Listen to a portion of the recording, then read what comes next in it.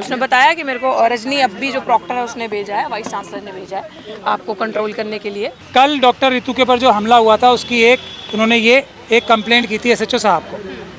अभी तक एसएचओ साहब ने उस पर एफआईआर दर्ज नहीं की। यदि एसएचओ साहब एफआईआर नहीं करते दर्ज तो खुद उनके ऊपर एफआईआर दर्ज होती है। इसीलिए हम आज यहाँ पर आए थे। तो डायरेक्ट हमला करके जान से मारने की कोशिश कर रहे हैं। मोदी जी बेटी बचाओ बेटी पढ़ाओ का जो झूठा नारा लगाते हैं उसकी प्रकाष्ठा है। नमस्कार, मैं ब्यूटी गिरी और आप देख रहे हैं नेशनल दस्तक। आप देख पाए मेरे पीछे कैमरामैन को बोलूँगी दिखाने, हम मैरिज नगर थाना पहुंच चुके हैं। ये जो पैदल मार्च जो डॉक्टर रितु का उनके DU art faculty gate number 4 के से जो निकल कर आया वो अब मैरिज नगर थाना पर पहुंच चुका है। और यहाँ पर देखा जाए तो पुलिस की तैनाती पहले से ही कर दी गई है। उन्हें रोकने की पूरी तैयारी पहले से ही कर दी गई है। मैं बाहर आ गई उस जगह से क्योंकि मैं अकेली थी उस टाइम पे, मेरे साथी आगे चल रहे थे। तो मैंने जैसे ही वीडियो शूट करना शुरू करी तो वो गंद बोल के बकवास करके भाग गए वहाँ से। तो ये ऐसा सीन था कि अगर वाकई में वो कौन है जो आपको नारायण नाम का आदमी है, नारायण नाम का बताया जी उसने बताया कि मेरे को रजनी अब्बी जो प्रॉक्टर है उसने भेजा है, वाइस चांसलर ने भेजा है आपको कंट्रोल करने के लिए। और बहुत सारी चीज़ें जो भी अभी बताएंगे। हमने रात को इनको बुला के पहले 112 नंबर पर थाने आई हैं। जी अब यहाँ पर आप लोग क्या चाहते हैं? एफआईआर अभी तक इनको मुझे दे देनी चाहिए थी। मैं कल की कंप्लेन करा चुकी हूँ। 24 घंटे के अंदर अंदर SC/ST के एक्ट के अंदर एफआईआर दर्ज हो जाती है और मुझे एफआईआर की कॉपी अभी भी नहीं मिली है। तो अभी सारे तमाम हाईकोर्ट के सुप्रीम कोर्ट के जो वकील है हमारे साथ, तो वो आए हैं एफआईआर की कॉपी लेने के लिए। मैम, यहाँ पर आने के पहले से ही तैनाती देखी जा रही है पुलिस की, आपको रोकने के लिए तैनात है पहले? कोई बात नहीं, रहे वकीलों को रोकेंगे तो फिर इनको भी पता चल जाएगा क्या होगा। अगर वकील जा रहा है ना, हम तो संवैधानिक तरीके से आए हैं, कानूनी ढंग से आए हैं मांग करने एफआईआर की कॉपी। हम तो कानूनी तरीके से आए हैं ना, कुछ हमारी गैर मांग तो है नहीं। अगर जाने ही नहीं देते हैं अंदर फिर? वो तो अभी प्राचा साहब से पूछिएगा क्या होगा। चल रहे सर, आज सर चल रहे तो वकीलों से। तो ये अंदर जाने की कोशिश हो रही है संवैधानिक तरीके से जो है एफआईआर करने के लिए जो है यहाँ पर आए हैं। और देखते हैं कि आगे क्या कुछ जो होता है। महमूद प्राचा से सर से बात करने की कोशिश करेंगे, क्या कहते हैं वो। देखिए कैसे वो लोग जो है एफआईआर के लिए थाने के अंदर जाते हुए दिखाई दे रहे हैं। अंदर जा रहे हैं लेकिन उन्हें गेट पर रोक लिया गया है। अभी देखा जा सकता है कि उन्हें गेट पर ही रोक दिया गया है। कुछ नाम में कहते हुए ऐसा लग रहा है कि जो है कुछ तो बात है। अरे वकीलों को मना कोई कर सकते हो आप आने के लिए? सारे नहीं आएंगे, वकील आएंगे सिर्फ। पहले रोका जा रहा था वकीलों को, अभी मनाही के काफ़ी रिक्वेस्ट करने के बाद जो है अब कुछ वकीलों को अंदर जाने दिया गया है। लेकिन पहले जो है, पहले की हमने तस्वीरें देखी उसमें उन्हें जाने से रोक दिया गया था। बाद में बोला गया कि वकीलों को जाने दो, तो फिर जाने दिया गया है। लेकिन महमूद प्राचा हैं और उनके साथ और भी कुछ एडवोकेट हैं जो अंदर गए हैं। डॉक्टर रितु भी थाने के अंदर गई हैं। सबको जाने नहीं दिया जा रहा है। अब देखिए जो कुछ लोगों को गेट पर ही रोक दिया गया है, नहीं जाने दिया जा रहा है। सभी का जाना अलाउड नहीं है, कुछ लोग ही अंदर जा पाए हैं। और देखना अब ये होगा कि अंदर जाने के बाद क्या कुछ तस्वीरें आती हैं, उधर से एफआईआर होता है कि नहीं होता है, क्या कुछ होता है, क्या एक्शन लिया जाता है नहीं लिया जाता है। क्योंकि कल जिस तरीके से हमने तस्वीरें देखी और जिस तरीके से खबर आई है कि वॉशरूम जाने के लिए जो है डॉक्टर रितु को रोक दिया गया और तमाम महिलाओं को रोक दिया गया। जहां उनका वॉशरूम था उसका पानी बंद कर दिया गया था। अभी भी अगर देखें तो अंदर शायद महमूद प्राचा, एडवोकेट महमूद प्राचा और पुलिस ऑफिसर के साथ कुछ बातचीत होती हुई दिखाई दे रही है या शायद बहस होती हुई दिखाई दे रही है। कुछ हो रहा है, हम अंदर नहीं जा सकते। लेकिन जो है दरवाजे पर जो है पुलिस तैनात है, अंदर जाने से रोक दिया गया है। अंदर कुछ तो बातचीत हो रही है जो अभी हमें भी पता नहीं है। जब वो निकल कर बाहर आएंगे तभी बता सकते हैं कि क्या कुछ जो है एक्शन लिया जा रहा है नहीं लिया जा रहा है, एफआईआर होगी नहीं होगी।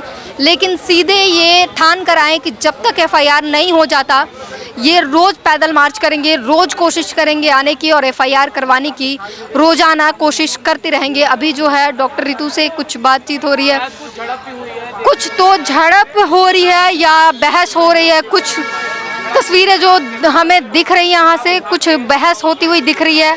अभी फिर जो है अंदर गए हैं अब आगे देखते हैं कि क्या कुछ उधर से निकल कर आने के बाद हमें पता चलेगा कि क्या कुछ जो तस्वीरें आएंगी उससे हमें खबर की पता चलेगी। बाकी जो है पर जो है तमाम लोग अभी मौजूद हैं, कुछ लोग अंदर गए हैं और कुछ लोग जो हैं अभी बाहर इंतज़ार में हैं, लगे हुए हैं। अब उनके बाहर आने के बाद डॉक्टर ऋतु और एडवोकेट महमूद प्राचा के बाहर आने के बाद हमें पता चलेगा कि अंदर क्या कुछ हुआ, FIR दर्ज हुआ कि नहीं हुआ। निकलकर बाहर आ गए हैं डॉक्टर ऋतु महमूद प्राचा, इनसे जानने की कोशिश करेंगे क्या कुछ अंदर क्या कुछ बातें हुई।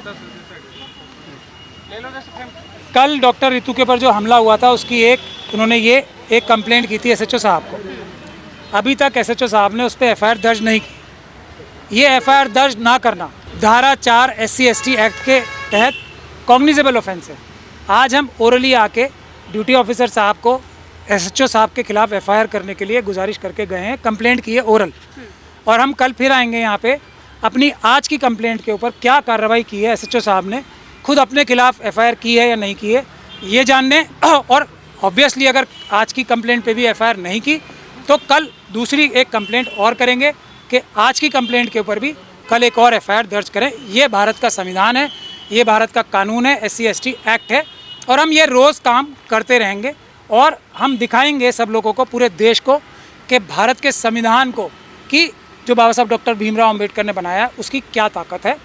और आम नागरिकों को भारत के संविधान के ऊपर से पूरा भरोसा रखना चाहिए, किसी भी हालत में संविधान के ऊपर से विश्वास नहीं तोड़ना चाहिए।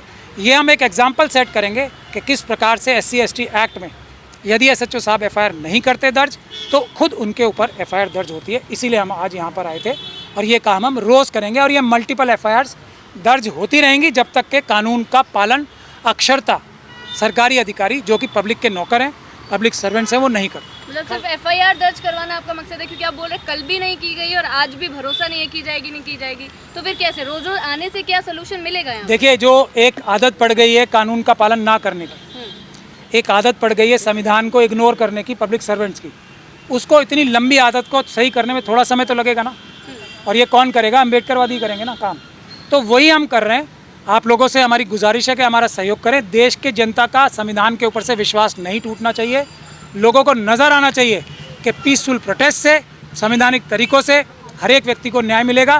पुलिस के अधिकारी, सरकारी अधिकारी कोई कानून से और संविधान से ऊपर नहीं है। अगर वो अपराध करेंगे तो वो भी जेल जाएंगे। यही हमें देश के नागरिकों को दिखाना है करके, उसी को दिखाने के लिए हम ये एक मॉडल टेस्ट केस करके आएंगे। अभी IIT के 2 छात्रों की भी मर्डर की FIR आप लोगों को जान के हैरानी होगी। अभी तक 2-2.5 महीने हो गए, 1 महीना हो गया, FIR तक दर्ज नहीं की है। तो उसमें भी हम SHO साहब के खिलाफ, DCP साहब के खिलाफ FIR दर्ज कराएंगे और इसी प्रकार से उसको भी हम फॉलो करेंगे। सर, अभी देखा गया आप लोगों को रोका जा रहा था, पुलिस की बदतमीजी हुई है यहाँ पर। कोई बात नहीं, इतनी छोटी बहुत ही, अब इतने लंबे सालों का जो आदत पड़ी हुई है, इन बातों पे हम ध्यान नहीं दे रहे हैं। छोटी मोटी धीरे धीरे करके आदत पड़ेगी पुलिस को भी, कि उनको ये पता लगे कि जो आम नागरिक हैं उनके मालिक हैं और वो देश की जनता के नौकर हैं, यानी कि पब्लिक सर्वेंट है। ये धीरे धीरे करके आदत पड़ेगी। फिर आपने देखा ना, जैसे ही हमने उनसे गुजारिश की फिर उन्होंने हमें जाने दिया, रिस्पेक्टफुली बात की। लेकिन हमारी लड़ाई उनसे नहीं है ना, हमारी लड़ाई संवैधानिक है, कानूनी है।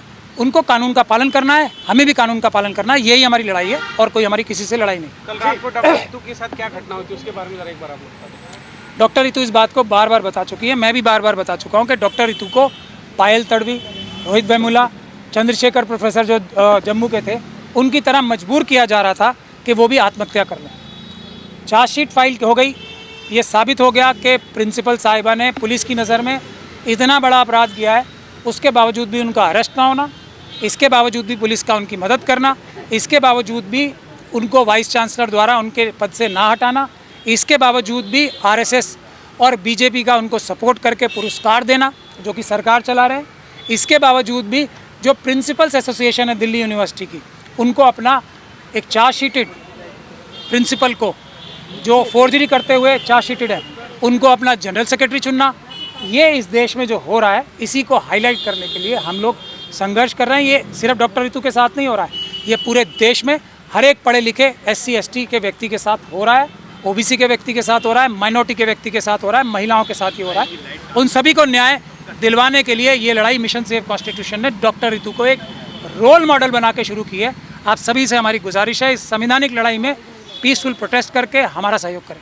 डॉक्टर रितु के प्रोटेस्ट को क्या खत्म करने के लिए कोई प्रेशर बन रहा है क्या ऊपर से? कल का हमला जो हुआ है, मैंने बताया ना, पहले आत्महत्या करने पे तो मजबूर नहीं कर पाए इस आयरन महिला को, आयरन लेडी को, तो डायरेक्ट हमला करके जान से मारने की कोशिश कर रहे हैं हम।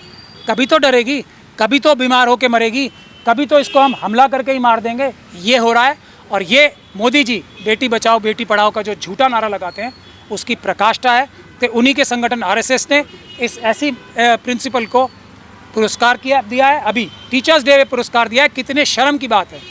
और उन्हीं के जो प्रिंसिपल्स हैं, प्रिंसिपल्स कैसे वोट देते हैं हमें सबको पता है, सरकारी अफसर हैं तो सरकार के दबाव में ही वोट देते हैं।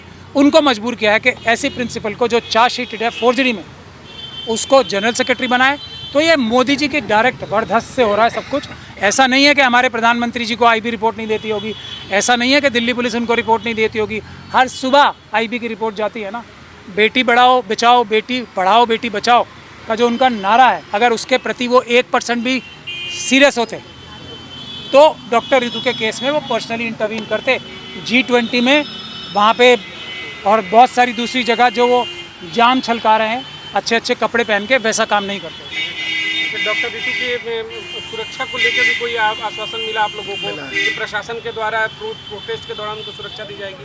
देखिए, जब मारने वाले वही हैं और पुलिस पे दबाव, अगर पुलिस को निष्पक्ष रूप से काम करने दिया जा रहा होता तो अब तक डॉक्टर रितु को तो राउंड द क्लॉक सिक्योरिटी होती ना। उनका तो अधिकार ये 2 साल से है जो उनको नहीं दिया गया।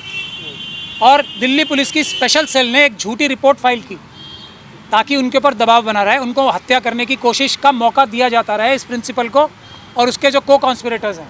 और अब उन को कॉन्स्पिरेटर्स में वाइस चांसलर साहब और जो प्रॉक्टर साहिबा हैं उनका नाम भी जुड़ गया है। अब उनके खिलाफ भी पूरे सबूत आ चुके हैं कल की घटना के बाद। तो आप समझ सकते हैं कि उनको सुरक्षा ना देना तो इस साजिश का हिस्सा है ना, जिसमें स्पेशल सेल दिल्ली पुलिस भी शामिल है। आपने सुना जो तमाम बात हुई है, अंदर जाने के बाद सुरक्षा की बात हुई है, डॉक्टर रितु के जिस तरीके से उन पर हमला हुआ, जान की धमकी दी गई, उसको लेकर जो है सुरक्षा की भी थोड़ी बहुत बात हुई है। एफआईआर की भी बात हुई है कि एफआईआर की जाएगी और अगर नहीं की जाएगी तो ये कल फिर आएंगे और हर रोज़ आते रहेंगे। जब तक एफआईआर नहीं की जाती, एक्शन नहीं लिया जाता, तब तक इन लोगों का संघर्ष जारी रहेगा, ऐसा सबने ठान लिया है। पूरी बातचीत पर अपनी प्रतिक्रिया जरूर दीजिए। कैमरामैन आशीष के साथ beauty green, national Dastak. National Dastak की आपसे गुजारिश है कि अगर इसको बचाना चाहते हैं तो नेशनल दस्तक को सब्सक्राइब करने के लिए रेड कलर के सब्सक्राइब बटन को दबाएं, फिर बेल आइकन की घंटी दबाएं। नेशनल दस्तक को बचाने के लिए बहुत जरूरी है कि हर खबर को शेयर करें, लाइक करें, कमेंट जरूर करें।